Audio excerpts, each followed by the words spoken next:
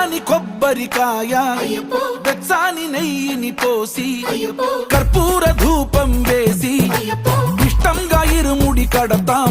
నువ్వు ఎత్తుకుంటే చాలు ఎన్ని పూనకాలు కంఠమెత్తి పాడుకోగా కన్యస్వామి కదిలిరాగా ఇరుముడి కట్టు కట్టు కట్టు కట్టు కట్టు ఇరుముడి కట్టు ఎక్కు ఎక్కు ఎక్కు ఎక్కు సారి మల్ల ఎక్కు.